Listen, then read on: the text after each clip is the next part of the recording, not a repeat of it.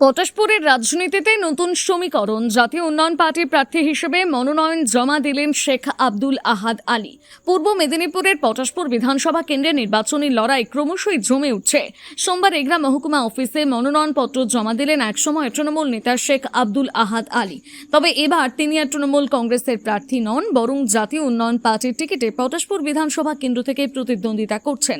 জানা যায়, শেখ আব্দুল আহাদ আলী একসময় তৃণমূল কংগ্রেসের হয়ে নির্বাচন জিতে ব্লকের পূর্ত ও পরিবহন দপ্তরের দায়িত্ব সামলেছেন এবং এলাকায় একজন পরিচিত তৃণমূল নেতা হিসেবে দীর্ঘদিন সক্রিয় ছিলেন।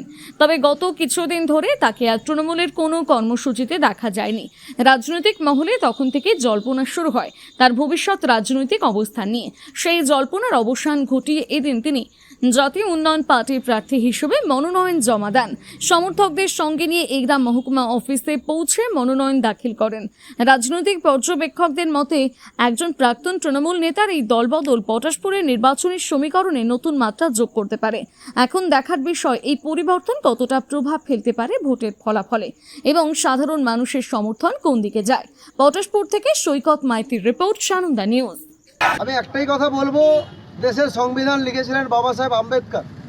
আজকে সেই সংবিধানে যেটা ধর্মনিরপেক্ষতা, সেই ধর্মনিরপেক্ষতা ভারতবর্ষের সর্বভারতীয় দল বিজেপি এবং পশ্চিমবাংলার শাসক দল তৃণমূল কংগ্রেস দুটো ধর্মের খেলা খেলছে।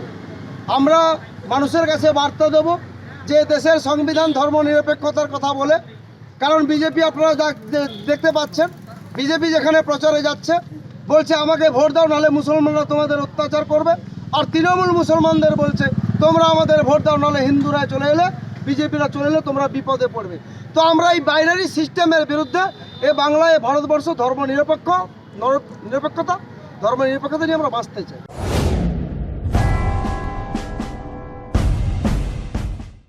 আচার্য প্রলয় চক্রবর্তী, যিনি সম্পূর্ণ বিজ্ঞানভিত্তিক পদ্ধতিতে বিচার বিশ্লেষণ এবং প্রতিকার করেন। পদ্ধতিগুলি হল গোষ্ঠীবিচার, সংখ্যাতত্ত্ব, বাস্তুবিচার, হোরারি, আধুনিক ট্যারট কার্ড, হস্তরেখা ও ফেংশুই। পৌরোহিত্য বিশারদ, কম্পিউটারাইজড গোষ্ঠী তৈরি করেন। চেম্বার প্রতি বুধবার বেলদাতে, কেশিয়ারি মোড়, শ্যাম হোমিও হলের নিকট, সকাল 10টা থেকে বিকেল 5টা এবং সোমবার ও শুক্রবার ঠাকুরচক বাসস্ট্যান্ডে বিকেল 3টে থেকে রাত্রি 8টা পর্যন্ত।